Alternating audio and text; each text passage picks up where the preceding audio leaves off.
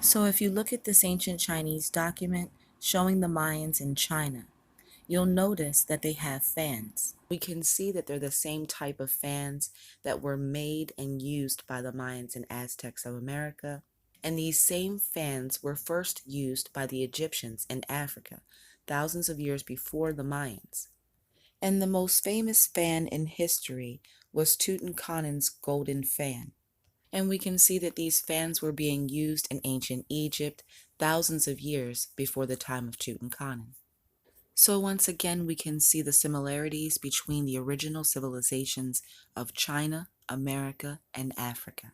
So I wanted to elaborate a little more on the Han Dynasty who ruled China 2200 years ago. As I've explained in part 1, the descendants of the original people of the Han Dynasty now live in the Andaman Islands. And at the top you'll see the burial mound of Emperor Jing from the Han Dynasty roughly 2200 years ago. And this lines up with the 2200-year history of the Han Dynasty in China. However, the Han people were inhabiting China in 4700 BC or 6700 years ago, and they are the oldest known people of China. The oldest known burial mounds in China are 6700 years old, and they belong to the original Han Dynasty, also known as the Hong's Han culture. So if we look at this Chinese artifact to the left from the Shang Dynasty in China, and we compare that to the Egyptian artifacts from Israel and Africa, we can see that this is the same deity being revered in ancient China and Africa. Here we have a 2800-year-old artifact from the Han Dynasty of China. So I zoomed in on two parts of this artifact, and if you look closely, wrapped around the bottom of the artifact is ancient Chinese writing, but you can clearly see that it looks exactly like the Mayan script. And on the top of this artifact is a small serpent-like dragon.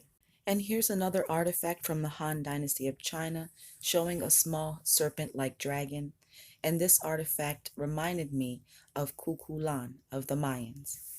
So again, we can see the similarities between the ancient civilizations inhabiting China and America. So in part 1, I mentioned the original male geishas, or court jesters, of ancient Asia originating during the time of Buddha. These male geishas were servants to the royal Afro-Asiatic ruling families from all over Asia. And I wanted to point out the fact that the ancient ruling families of Asia weren't the only ones to have male servants or court jesters. The black ruling families of Europe had male servants or court jesters as well. And when we look at the old court jesters of England, the male servants who served and entertained the black kings and queens of Europe, look closely at how they're dressed, and you'll notice that the court jesters are dressed just like the so-called Spaniards. So this should make you rethink who the Spaniards originally were. In fact, in ancient times, the enslavement of the white races was universal amongst the black ruling families of the world. Much of their culture revolved around the sacrifice of captives of war and slaves. Starting with the ancient Egyptians, the Egyptian high priest was Maya, a Mayan from Chichen Itza, and it was the high priest's job to transport captives of war from Egypt to America, where they were sacrificed to the gods. And there are countless cities in South America that are filled with the skulls of all of the people who were sacrificed by the Mayans and the Aztecs in ancient times. For the ancient Egyptians, they had two types of captives. Captives of war were sent to South America, Chichen Itza in particular, to be sacrificed to the gods. Other captives that weren't soldiers weren't sent to Chichen Itza or South America to be sacrificed, but they were kept in Egypt to be servants to the king. But they were sacrificed later. When the king would die, they were all killed and buried with the king to serve him in the afterlife, and they were called retainer sacrifices. And we have evidence of human sacrifice in ancient Rome as well. And Rome, just like South America, is filled with the skulls of those who were sacrificed in ancient times. And there's evidence that the ancient rulers of China as well also sacrificed captives of war, just like the Mayans and the Egyptians. The ancient Chinese rulers worshipped the ancestors, and they made offerings to the ancestors. Typically, offerings were of jade and bronze artifacts. But besides that, the ancient Chinese, just like the Mayans and just like the Egyptians, would also kill and bury retainer sacrifices along with their dead kings. And here we have the current ruler of China visiting Chichen Itza in Mexico. This is the very same temple where his ancestors would have been sacrificed in ancient times. So now I want to point out a few similarities between the ancient black races of Europe, America, Africa, and Asia, starting with this 4,700-year-old Viking ship found in Africa belonging to the Indus Valley civilization. So we can see to the bottom left the ancient medieval manuscripts of Europe that show us what the Viking ships looked like according to the manuscripts. And we can clearly see that this is the same type of ship built by the ancient Babylonians 6,500 years ago and the Indus Valley civilization 4,700 years ago. Even artifacts from Tutankhamun's tomb show a model of a Viking ship. And if we look at the people on this 4,700-year-old ship found in the Indus Valley, you'll notice that the people on the ship have elongated skulls, just like the ancient Olmecs and the Inca and the Egyptians, who all collectively left behind evidence of their elongated skulls, which is undoubtedly a modern and ancient African practice. So here we have a 47-year-old artifact from the Han culture, or also known as the Han Dynasty of China. This artifact is made of jade, and it's called a torque. And as I've shown you guys in other videos, the torque is an ancient Persian invention, with the oldest torques found in Persia. The ancient Celtic nations of Europe also had torques 2,200 years ago. And if we look at the Celtic and Sumerian artifacts at the top, and we compare that to the Han Dynasty artifact to the right, we can see the similarities between the three. And this shows us the ancient similarities between the people of China, Africa, and Europe. So the Aztecs called him Quetzalcoatl, and the Mayans called him Cucullan. And the story of Cucullan has been passed down in Irish mythology for thousands of years. In the Irish version, Cucullan is the dog star. And we can see here that Cucullan or Quetzalcoatl is the same as the ancient Egyptian Hapi. And Cucullan, just like the ancient Sumerians, carried the same little mysterious bag in his hand. So now let's examine the flower symbol that I've been showing you guys in several videos. If you look at the flower in the top left-hand corner of this 5,000-year-old artifact belonging to Namur of Egypt, we can see that the same flower symbol was used by the Aztecs as well.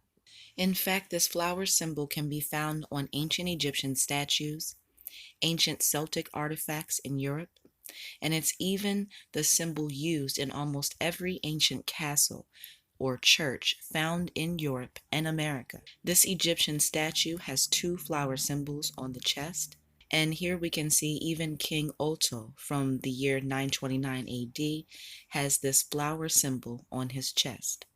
And the same flower symbol is found in this ancient Mayan artifact. So you can see the flower symbol above his head, but more importantly, what you should be noticing is that this is an ancient Mayan artifact showing a crucifixion.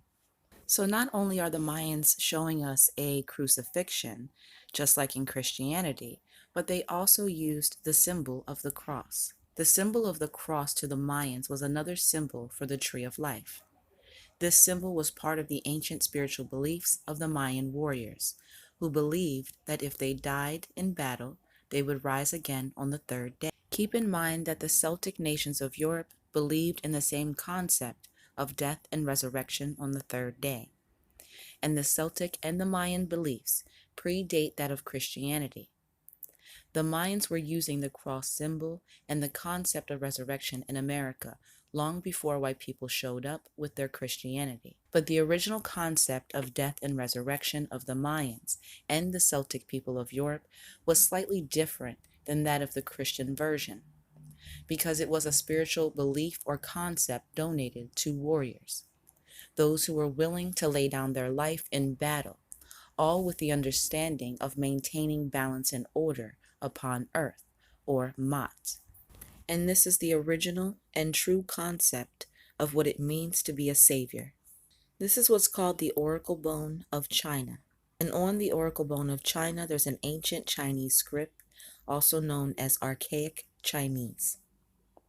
And if we look at these ancient Egyptian amulets and you look at the language that's on the amulets, and you compare that to the old oracle bone script found in China, you can see the similarities in the script used by the ancient Egyptians and the ancient Chinese.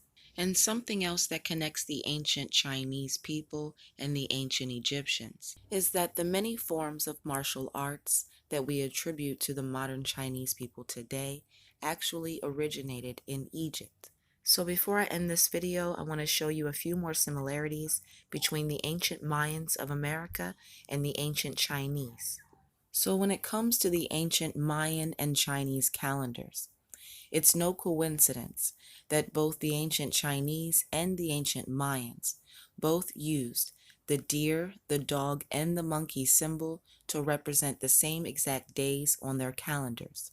So I've shown you guys before in several videos that the Mayans and the Aztecs were the same people. And this is an Aztec carving of a rabbit inside of the moon, representing day 8 on the Mayan and Aztec calendars. Now, the oldest known Aztec or Mayan representation of the rabbit in the moon in America dates to about 1400 years ago. However, the same symbol was being used in China by none other than the Han Dynasty over 600 years before the Mayans and the Aztecs were using this symbol in America. So in conclusion, we can connect the Mayans of South America to the same race found in China 6,700 years ago, known as the Hong's Han or the Han Dynasty of China. And we know that the people of the Andaman Islands have been genetically proven to be the descendants of the Han Dynasty of ancient China. Once again, proving that we as Black people have been inhabiting the Americas, Africa, and Asia, the whole face of the earth, since the beginning of time. We are ancient.